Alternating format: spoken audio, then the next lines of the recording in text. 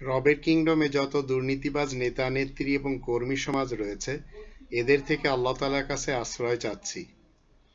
সম্মানিত দর্শক এবং শ্রোতাবৃন্দ, আপনাদের সকলকে জানাই সালামুন আলাইকুম। সুখ কি শুধু নিজের জন্যই? সৎকর্মীরা অন্যের উপর ভরসা কখনো করে না। তারা তাদের ভাগ্যকে নিজেরাই পরিবর্তন করে এবং সমাজের গরিব দুঃখীদেরকে সাহায্য সহযোগিতা করে।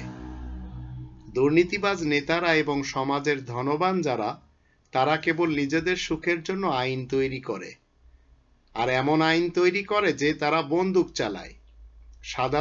সাধারণ যারা রয়েছে তাদেরকে জেলে আটক করে রাখে, অপছন্দের লোকগুলিকে গুম করে, খুন করে, হত্যা করে।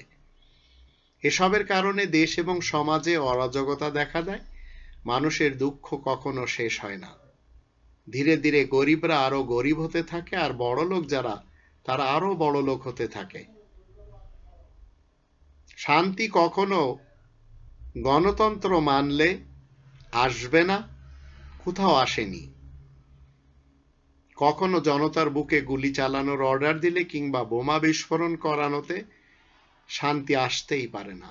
মনে রাখতে হবে, শান্তি কখনো সাধারণ জনগণের অধিকার হরণ করলে এবং সুইস ব্যাংকে টাকা রাখলে কখনো শান্তি আসবে না।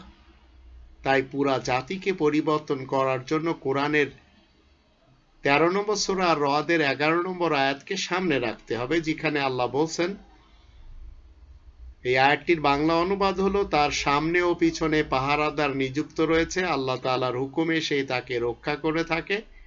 একথা সত্য সুনিশ্চিত যে আল্লাহ কোনো জাতির অবস্থা পরিবর্তন করেন না যতক্ষণ তারা নিজেরা নিজেদের মধ্যে পরিবর্তন না ঘটায়।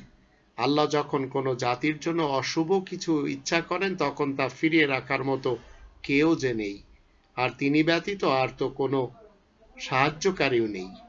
তাই আসুন আমরা সবাই মিলে আমাদের ভাগ্যকে পরিবর্তন করার জন্য আমরা কোরআনের এই উসুল মতে নিজেরা নিজেদের ভাগ্যকে পরিবর্তন করে নিই। নইলে 5 দশকের বাংলাদেশ যেভাবে দোজখের ভিতরে ঢুকে আছে, যেভাবে ভারতের পেটে ঢুকে গেছে, আজ 2020 সালে সবাই দেখতে পাচ্ছে, আগামীতে এই জাতির কপালে দুর্ভাগ্য ছাড়া আর কিছুই নেই। আল্লাহ আমাদের সবারই সহায় হন।